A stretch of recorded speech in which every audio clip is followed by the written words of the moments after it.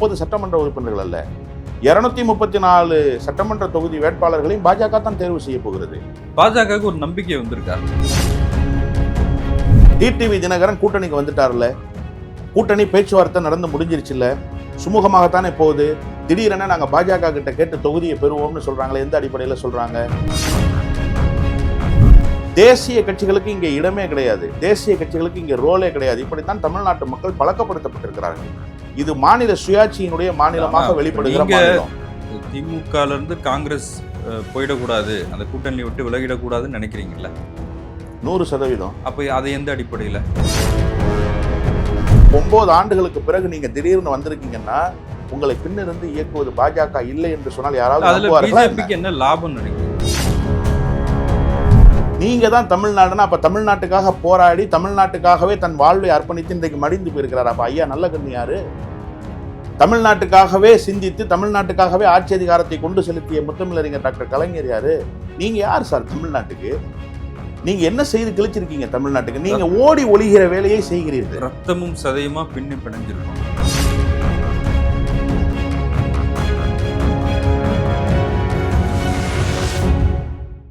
South beat அன்பு உறவுகளுக்கு வணக்கம். நான் ஃபெலிக்ஸ் என்பவொளி. இந்த நேர்காணலில் நாம் சந்திக்க இருப்பவர் திராவிட வெற்றி கழகத்தின் முதன்மை செயலாளர் திரு வல்லம் பஷீர் அவர்கள். வணக்கம். வணக்கம். பாஜகவோட தேர்தல் பணிமனை இன்னைக்கு சென்னையில் திறந்தாங்க. அதில் அந்த கட்சியின் மாநில தலைவர் நயினார் நாகேந்திரன் பேசும்போது அங்கே தொண்டர்களை பார்த்து பேசுகிறார். இங்கிருந்து ஒரு 30 சட்டமன்ற உறுப்பினர்களாவது தேர்ந்தெடுத்து நீங்கள் சட்டமன்றத்துக்கு போவீங்க, ஏன் அமைச்சர்களாக கூட போவீங்க அப்படின்னு சொல்கிறார். அப்போ மறைமுகமாக இல்லை, பாஜக தலைவர்கள் நேரடியாகவே என்டிஏ ஆட்சின்னு சொல்கிறாங்க. ஆனால் திரு எடப்பாடி பழனிசாமி அதிமுக தலைமையிலான கூட்டணின்னு தான் சொல்லிட்டு இருக்காரு.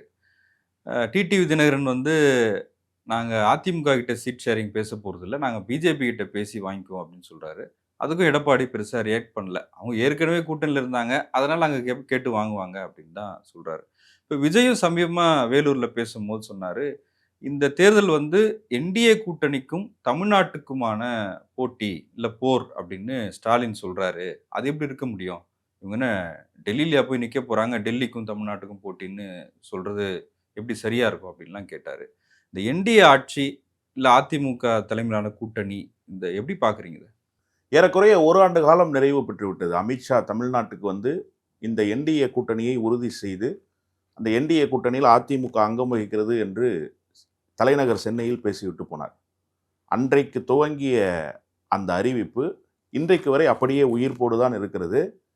என்டிஏ இந்த தேர்தலில் களம் காண்கிறது என்பதுதான் அவர்கள் பக்கத்தில் இருக்கக்கூடிய செய்தி. ஒரு இடத்தில் கூட அதிமுக களம் காண்கிறது என்கிற செய்தியை என்டிஏ தரப்பில் யாருமே சொல்லலை.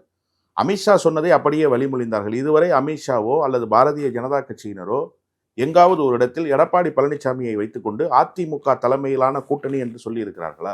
இல்ல, முதலமைச்சர் வேட்பாளர் எடப்பாடி பழனிசாமி. முதலமைச்சர் வேட்பாளர்கள் யார் வேண்டுமானாலும் இருக்கலாம், பாஜகவுக்கு வேறு கணக்கு கூட இருக்கலாம், அது பாஜகவினுடைய திட்டம்.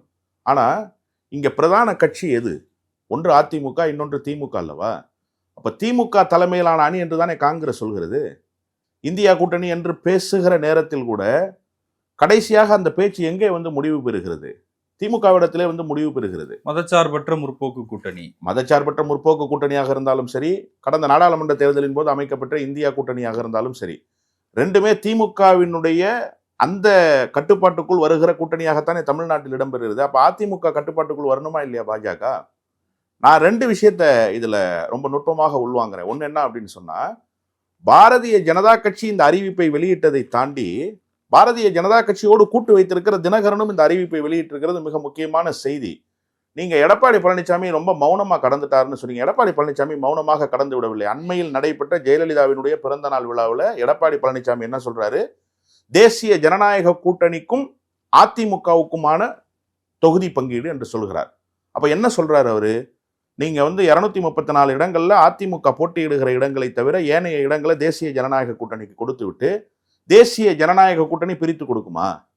அது எந்த வகையில் சரியான கூட்டணியாக இருக்கும்? தமிழ்நாட்டு மக்கள் அதை ஏற்பாங்களா? தமிழ்நாட்டு மக்களுக்கு இது பரிச்சயப்பட்டிருக்கிற கூட்டணியாக இருக்கா? அப்படி ஏதாவது சட்டப்பேரவை தேர்தலில் நடந்திருக்கா? இல்லை நாடாளுமன்ற தேர்தலில் நடந்திருக்கா? அம்மையார் ஜெயலலிதா இருந்தபோது அப்படித்தான் கூட்டணி பேச்சுவார்த்தைகள் நடைபெற்றதா? இன்றைக்கு இந்த நிலைக்கு எடப்பாடி பழனிசாமி வந்திருக்கிறார் என்று சொன்னால் அதைத்தான் இன்றைக்கு நயினார் நாகேந்திரன் பணிமனையை திறந்து வைத்துவிட்டு பேசியிருக்கிறார். 30 சட்டமன்ற உறுப்பினர்கள் அல்ல, 234 சட்டமன்ற தொகுதி வேட்பாளர்களையும் பாஜக தான் தேர்வு செய்ய போகிறது. பாஜகவுக்கு ஒரு நம்பிக்கை வந்திருக்கா? பாஜகவுக்கு 1000 நம்பிக்கை இருக்கலாம் சார். தமிழ்நாட்டு களத்துல பாஜக என்னவாக இருக்குன்னு தானே நீங்க பார்க்கணும். எனக்கு ஒரு நம்பிக்கை இருக்கும், என்னுடைய நம்பிக்கை தான் களத்தில் எதிரொலிக்குமா? அது இல்லைல்ல. பாஜக இப்படி பேசுவதே பாரதிய ஜனதா கட்சியினுடைய கூட்டணிக்கு பின்னடைவு இல்லையா? இதுவரை தமிழ்நாட்டில் 2006 சட்டமன்ற பொதுத் தேர்தல் முடிந்ததற்கு பிறகு கலைஞர் அவர்கள் ஆட்சி அதிகாரத்தை கொண்டு செலுத்தினார். அப்ப இந்த அம்மையார் மூச்சுக்கு 300 முறை மைனாரிட்டி திமுக அரசு என்று சொன்னார். ஆனாலும் அந்த மைனாரிட்டி திமுக அரசு ஸ்திரத்தன்மையோடு இருந்தது. அதான் ரொம்ப முக்கியமான செய்தி. எந்த இடத்திலும் காங்கிரஸை முன்னோக்கி நகர்த்தவே இல்லை கலைஞர். பாட்டாளி மக்கள் கட்சியும் ஒரு அலையன்ஸ் பார்ட்னர். அப்போ பாட்டாளி மக்கள் கட்சிக்கு எந்த லீடும் கிடைக்கல. திமுக தான் எல்லா வகையிலும் ஆட்சி அதிகாரத்தை கொண்டு செலுத்தியது.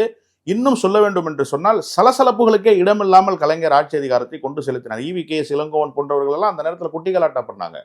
அதையெல்லாம் தாண்டி தான் அரசை கொண்டு செலுத்தினார்.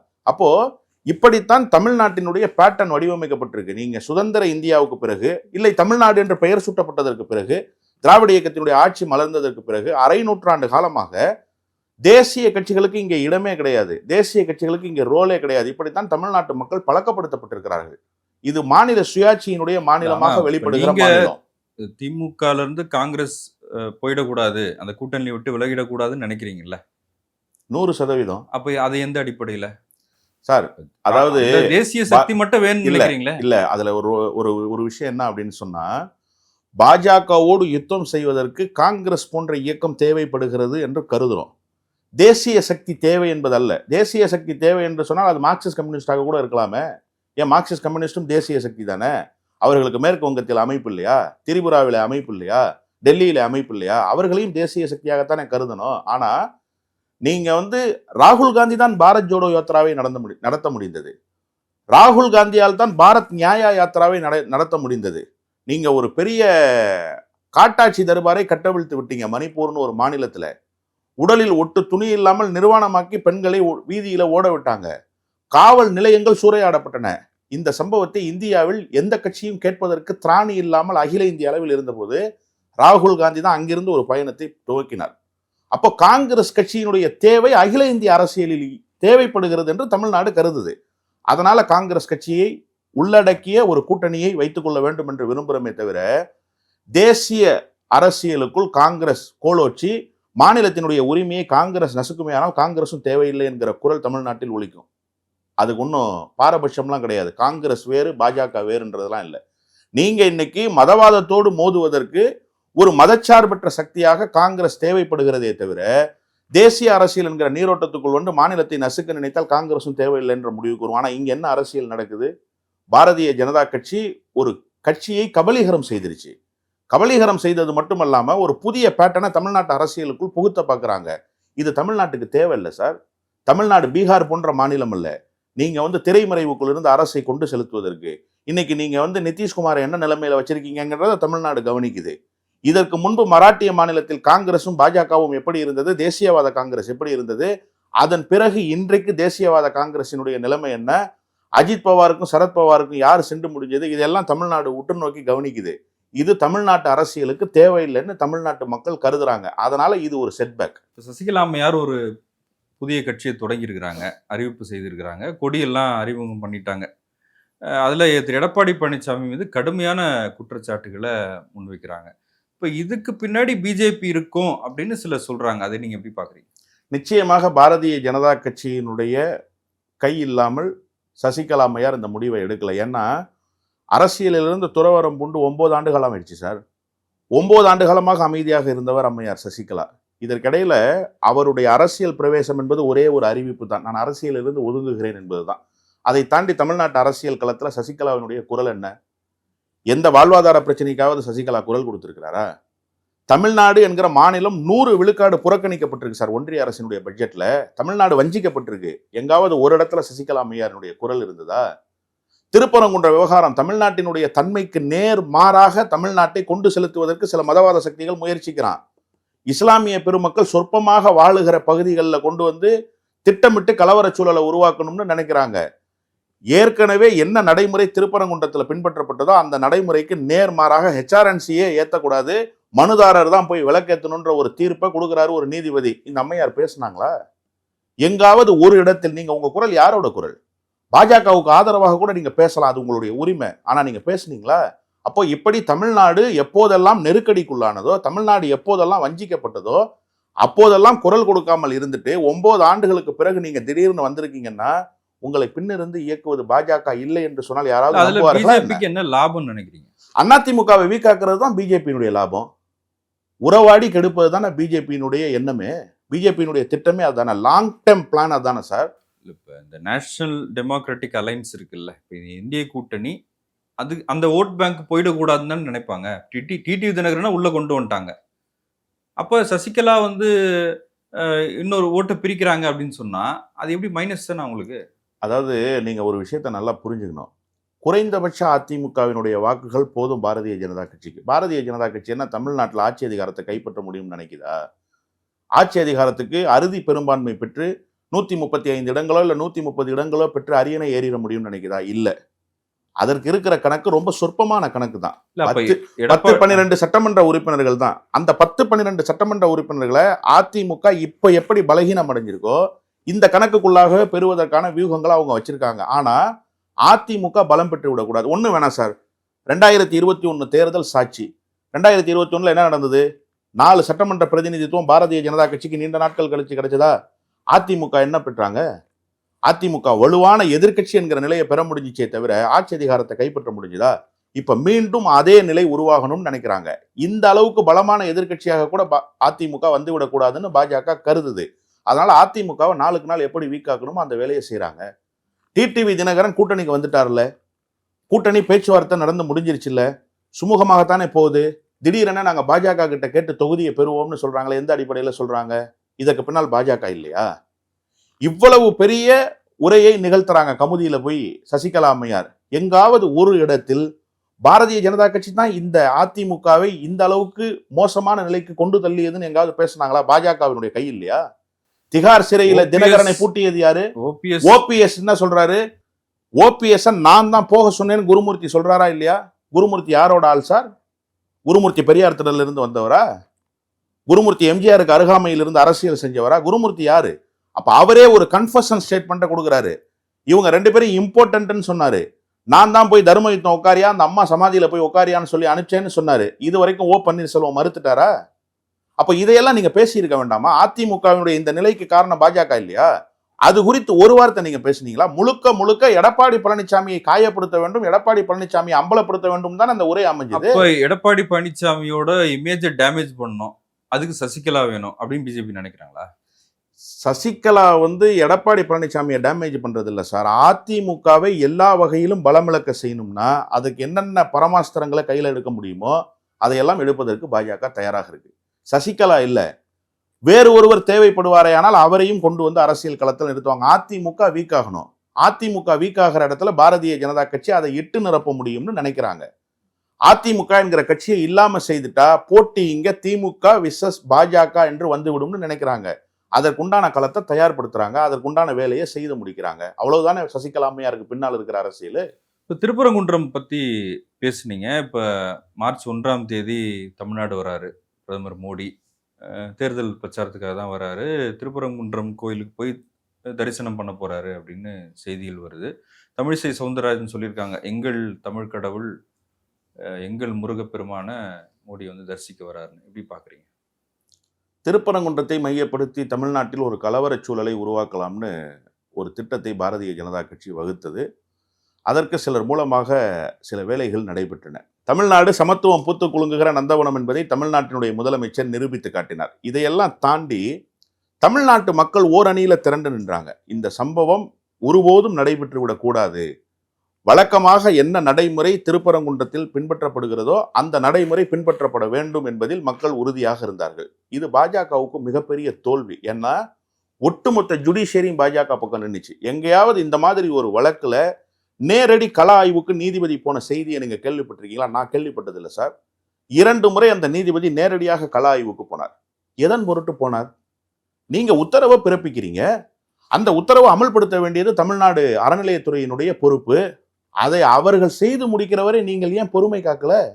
நீங்க யார் சார் கள ஆய்வுக்கு போறதுக்கு? அப்போ அந்த அளவுக்கு இந்த பிரச்சனை ஒரு சென்சிட்டிவ் இஷ்யூன்னு நீங்க தமிழ்நாட்டில் உருவாக்க முயற்சி பண்ணீங்க. இதை தாண்டி வரலாற்றிலேயே இல்லாத வகையில் அந்த நீதிபதி ஒரு உத்தரவு போறார். 12 மணிக்கு இதை அமல்படுத்தவில்லை என்று சொன்னால் 12:01 நான் கண்டெம்ட் ஆஃப் த கோர்ட் எடுப்பேன்னு சொல்றார். நீதிமன்ற அவமதிப்பு வழக்கு தொடுப்பேன்னு சொல்றாரு. எதற்காக இவ்வளவு நெருக்கடியை நீங்கள் தந்தீர்கள்? போன முறை பிரதமர் தமிழ்நாடு வந்தப்பயே சொன்னார்ல, நீதிமன்றத்தையே அவமதிக்குது திமுக அரசு அப்படின்னு. நீங்க இங்க தார்மீக அடிப்படையில் ஒரு அரசு இயங்குதுன்றதை மோடி மறந்துடக்கூடாது. நீதிமன்றத்தினுடைய தீர்ப்புகள் 1000 சொல்லலாம். ஆனா தமிழ்நாடு அதன் தன்மைக்கு எதிராக ஒருபோதும் இயங்காது. இதே தமிழ்நாடு சட்டத்தை மதிக்கக்கூடிய மாநிலமாகத்தான் எப்போதும் வெளிப்பட்டிருக்கு. ஆளுநருக்கு கடிவாளத்தை போட்டு வந்தது இந்த மாநில அரசு தான், இந்த தமிழ்நாடு தான். இன்றைக்கு நீதிமன்றத்தினுடைய தீர்ப்பு தமிழ்நாட்டினுடைய தன்மைக்கு மாறாக இருக்கிறது. ஒருவேளை நீதிமன்றத்தினுடைய தீர்ப்பை செயல்படுத்தி இருந்தால் ஏனைய மக்களினுடைய உணர்வுகளை காயப்படுத்துறதாக இருக்காதா? தமிழ்நாட்டினுடைய 80 விழுக்காடு மக்கள் இந்த தீர்ப்புக்கு எதிராகத்தானே இருந்தாங்க. எங்காவது ஒரு இடத்தில் பாஜக அல்லாதவர்கள், பொதுமக்கள், இந்த தமிழ்நாடு இப்படித்தான் இயங்க வேண்டும் என்று விரும்புகிறவர்கள் ஒரு இடத்திலாவது இந்த தீர்ப்பை செயல்படுத்தணும்னு பேசினாங்களா? தமிழ்நாட்டில் ஒரு குரல் இருந்ததா? பாஜக அல்லாத குரலை சொல்லுங்க. அப்போ இந்த மாநிலம் எந்த அடிப்படையில் இயங்க வேண்டும்ங்கிறத கருத்தில் கொண்டு ஒரு அரசு இயங்கி இருக்கு. அது நீதிமன்ற தீர்ப்பாக இருந்தா என்ன, வேற எதுவாக இருந்தா என்ன? நீதிமன்றம் அதனை தலையில் இருக்கிற அந்த முடியோடு சமன்படுத்தி பேசியவரும் இங்கே தான் இருக்கிறார். அப்படியெல்லாம் அவமதிச்சிட்டாங்களா? அவர் கூட இப்போ என்ன நிலையில் இருக்கிறாருங்கிறத நம்ம பார்க்குறோம். அதெல்லாம் நான் தனிப்பட்ட விமர்சனத்துக்குள்ளே போக விரும்பலை. அப்படியெல்லாமா தமிழ்நாடு அரசு இந்த நீதிமன்றத்தை கேவலப்படுத்திருச்சு, இழிவுபடுத்திருச்சு. ஆனால் இந்த நீதிமன்றம் தவறான சில முன்னுதாரணங்களை தருகிற போது அதற்கு எதிராக தார்மீக அடிப்படையில் ஒரு அரசு இயங்க வேண்டியது கடமை சார். அப்படித்தான் இந்த அரசு இயங்கியது. விமர்சனங்கள் 1000 வைக்கலாம் மோடி. தமிழ்நாடு இப்படித்தான் இயங்கும். இந்த இயங்கியலை மாற்ற எவர் முற்பட்டாலும், நீதிமன்றமே முற்பட்டாலும் அதற்கு தமிழ்நாடு அடிபணியாது. என்ன விமர்சிச்சா, என்ன அசிங்கமா பேசினா தமிழ்நாட்டு மக்களே அசிங்கமா பேசுற மாதிரி அப்படின்னு விஜய் சொன்னாரு. அது எப்படி பாக்குறீங்க? இது மோடியினுடைய குரல் தானே. மோடி என்ன சொன்னாரு? என்னை பேசுவது ஒட்டுமொத்த ஓபிசிக்களை பேசுவதுன்னு சொன்னாரு. ஒரு ஏழை தாயின் மகன் என்பதால் இப்படி பேசுறாங்கன்னு சொன்னார். அதே குரலில் இன்றைக்கு பேசுகிறார் விஜய். நீங்க யாரு சார்? நான் என்ன கேட்கிறேன்னா, இந்த அரசியல் கட்சியை துவங்குவதற்கு முன்பு விஜய்க்கு என்ன அடையாளம்? நீங்கள் தான் தமிழ்நாடு என்று சொன்னால் இந்த தமிழ்நாட்டுக்கு நீங்கள் செய்து கிழித்தது என்ன பட்டியல் போடுங்க. ரஜினிக்கு கூட ஒரு சின்ன உதாரணம் சொல்ல முடியும். நெய்வேலியில் போய் நடிகர் சங்கத்தை சேர்ந்தவர்கள் எல்லாம் முற்றுகை போராட்டம் நடத்தினப்ப அவர் இங்கே சென்னையில் ஒரு உண்ணாவிரதம் உட்கார்ந்தார். அறிவிப்பு உண்மையோ பொய்யோ ஒரு அறிவிப்பை சொன்னார். என்ன அறிவிப்புன்னா, நதிகளை இணைக்கிறதுக்கு ஏன் பணம் 1 கோடி ரூபாயை தர்றேன்னு சொன்னார். இப்படி ஒரு சம்பிரதாயத்துக்காகவாது இந்த தமிழ்நாட்டு மக்களின் மீது நலன் இருப்பதை போல காட்டியவர் ரஜினிகாந்த். நீங்க அந்த அறிவிப்பையாவது செஞ்சிருக்கீங்களா எங்கேயாவது? நீங்க தான் தமிழ்நாடுனா அப்ப தமிழ்நாட்டுக்காக போராடி தமிழ்நாட்டுக்காகவே தன் வாழ்வை அர்ப்பணித்து இன்றைக்கு மடிந்து போயிருக்கிறார். அப்ப ஐயா நல்ல கண்ணு யாரு? தமிழ்நாட்டுக்காகவே சிந்தித்து தமிழ்நாட்டுக்காகவே ஆட்சி அதிகாரத்தை கொண்டு செலுத்திய முத்தமிழறிஞர் டாக்டர் கலைஞர் யாரு? நீங்க யார் சார் தமிழ்நாட்டுக்கு? நீங்க என்ன செய்து கிழிச்சிருக்கீங்க தமிழ்நாட்டுக்கு? நீங்க ஓடி ஒளிகிற வேலையை செய்கிறீர்கள். ரத்தமும் சதையுமா பின்னி பிணைஞ்சிருக்கோம். எப்படி 41 உயிர்கள் பலியானப்ப கரூர்ல இருந்து ஓட்டம் எடுத்து விமானத்தை பிடிச்சி வந்து பனையூர் பங்களாவுக்குள்ள போன ஆளு 3 மாச காலம் வெளியில வரலையே, அதுதான் ரத்தமும் சதையுமாக பிணைந்து இருக்கிறதா? அந்த மக்களின் கண்ணீர் துடைக்கிறதுக்கு நீங்க வந்தீங்களா? இப்ப கூட நீங்க என்ன சொல்றீங்க மேடையில பேசும்போது, அதிகாரத்துக்கு வந்ததற்கு பிறகு உங்களை சந்திக்க வரும். அப்ப நீங்க முதலமைச்சர் ஆனாதான் வருவீங்க. நீங்க வரவே வேணாம் சார். நாங்க ஏன் உங்க முதலமைச்சர் ஆக்கி நீங்க எங்களை பார்க்கறதுக்காக அதிகாரத்தை உங்க கையில நாங்க ஏன் கொடுக்கணும்? மக்களிடம் செல், மக்களோடு பணியாற்று என்பதுதான் ஜனநாயகத்தினுடைய தத்துவம் இல்லையா? அப்ப நீங்க மக்கள்கிட்டயே போக மாட்டீங்க. ஆனா மக்கள் உங்கள்ட்ட அதிகாரத்தை கொடுக்கணும். அதிகாரத்தை கொடுத்ததற்கு பிறகு நீங்க அந்த மக்களை பார்ப்பீங்கன்னா நீங்க அப்ப அந்த மக்களை வெறும் வாக்காளர்களாகத்தான் கருதுகிறீர்கள். இப்படிப்பட்ட ஒரு நபர், மலிவான நபர் இதுவரை தமிழ்நாட்டு அரசியலுக்கு வாய்க்கவே இல்லைன்னு நான் சொல்றேன். விஜய் போன்ற ஒரு மலிவான நபர் வாய்க்கவே இல்லை சார் தமிழ்நாட்டுக்கு. மிக மோசமான முன்னுதாரணமாக மாறிக்கொண்டிருக்கிறார் விஜய். இல்ல ஒரு புதிய அரசியல் சக்தி வரக்கூடாதுன்னு நினைக்கிறீங்களா? தாராளமாக வரட்டும், தாராளமாக வரட்டும். தமிழ்நாட்டுக்கு என்று ஒரு தன்மை இருக்குல்ல சார். நீங்க தமிழ்நாடு எந்த இயங்கியலை முன்னெடுக்குது?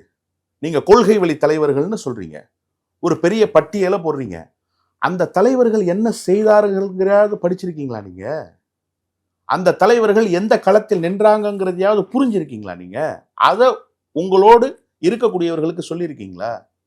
இட்னு போறதுதான் உங்களுக்கு பிரச்சனையா இருக்கே தவிர தமிழ்நாட்டினுடைய அரசியல் களத்தை மாற்ற முயற்சிக்கிறார்கள். அது உங்களுக்கு கவலையே இல்லையா? அது குறித்த சிந்தனையே இல்லையா? நீங்க புதிய அரசியல் கட்சி வரவே கூடாதான்னு கேட்டீங்க. நிச்சயமாக வரணும். ஜனநாயகத்தில் எல்லோரும் அரசியல் கட்சி தொடங்கணும் சார். எல்லாருக்கும் அந்த உரிமை இருக்கு. மக்கள் யாரை தேர்ந்தெடுக்கிறாங்களோ அவங்க அதிகாரத்துக்கு வரட்டும். அவங்க ஆட்சி அதிகாரத்தை கொண்டு செலுத்தட்டும். அதுல மாறுபட்ட கருத்து இல்லை. ஆனா நீங்க மக்களோடு என்னவாக நிற்கிறீங்க? அந்த மக்களுக்கு பக்கத்தில் நின்று அவர்களுடைய துயரத்தை துடைக்க வேணாமா? அரசியல் என்பது என்ன சார்? ஒரு சமூக பணி தானே சார்? ஒரு சீர்திருத்த பணி தானே? கேரவனுக்குள்ளேயே இருப்பேன், வெளியிலேயே வரமாட்டேன். அப்படியே வெளியில் வந்தாலுமே திரையில் வசனம் பேசுவதை போலவே நான் வசனம் பேசுவேன். ஆனா நான் தமிழ்நாட்டு மக்களோடு பின்னி பிணைந்திருக்கேன்னு சொல்றதை நீங்க நம்பணும்னா தமிழ்நாட்டு மக்கள் ஒன்றும் ஏமாளிகள் இல்லை சார். அப்படியெல்லாம் நான் திரையில் தோன்றியவர்களை பார்த்தெல்லாம் ஓட்டு போட மாட்டேன்னு சொல்லக்கூடிய மக்களை பெற்றிருக்கிற நாடு தமிழ்நாடு. பாக்கியராஜ் வந்தாரு, என்னவானாரு இன்னைக்கு பார்த்தோம். சரத்குமார் வந்தாரு, என்ன ஆனாரு. கார்த்திக் வந்தாரு, என்ன ஆனாரு. இப்படி பலர் வந்திருக்கிறார்கள். அண்ணன் டி ராஜேந்திரன் வந்தார், என்ன ஆனார். மரியாதைக்குரிய கமலஹாசனும் வந்தார், இன்றைக்கு எங்கே வந்து நிற்கிறார். விஜயகாந்த் வந்தார், என்ன ஆனார், எங்கே நிற்கிறார். இதெல்லாம் தமிழ்நாட்டினுடைய அரசியல் களத்துல நெடிய பயணத்தில் பார்த்திருக்கிறோம். இந்த பயணத்தை, அந்த பயணத்தில் விஜயும் வந்து நிற்கிறார், நிற்க போகிறார் என்பதுதான் யதார்த்தமான செய்தி. திராவிட வெற்றி கழகத்தை பொறுத்த வரைக்கும் தேர்தல் நிலைப்பாடு என்ன? யார் கூட்டணியில் இருக்கிறீங்க? கட்சியினுடைய கொடியை அண்ணா பிறந்த காஞ்சி மண்ணில் அறிவித்த போதே திராவிட முன்னேற்ற கழகத்தினுடைய ஆட்சியை மீண்டும் மலரச் செய்வதற்கு தமிழ்நாட்டு மக்கள் துணை நிற்க வேண்டும்னு தீர்மானத்தை நிறைவேற்றியிருக்கிறோம். துவக்கத்திலேயே அன்னைக்கு தான் நாங்கள் அரசியல் கட்சியாக வரப்போறோம்ன்றதை டிக்ளேர் பண்ணோம் தமிழ்நாட்டு மக்களுக்கு. அதன் பிறகு நீதி கட்சி துவங்கப்பட்ட நவம்பர் 20ஆம் தேதி தலைநகர் சென்னையில் எங்களுடைய கட்சியினுடைய பெயரை அறிவிக்கிற போது முதலமைச்சரை பாராட்டி இந்த முதலமைச்சரினுடைய ஆட்சி மீண்டும் தொடர வேண்டும்னு தீர்மானத்தை நிறைவேற்றியிருக்கிறோம். நாளை மறுநாள் சனிக்கிழமை எங்கள் கட்சியினுடைய பொதுக்குழு தலைநகர் சென்னையில் கூட இருக்கிறது. அதில் கூடி பேசி எங்களுடைய தேர்தல் நிலைப்பாட்டை அறிவிப்போம். ஏற்கனவே சமிக்ஞையை கொடுத்திருக்கிறோம். அந்த சமிக்ஞையை கொடுத்ததற்கு பின்னால் எங்களுடைய பொதுக்குழு கூடுகிறது. அதில் இறுதி முடிவை, நிறைவான முடிவை அறிவிப்போம். நன்றி. உங்களுடைய நேரத்துக்கு மிக்க நன்றி. நன்றி.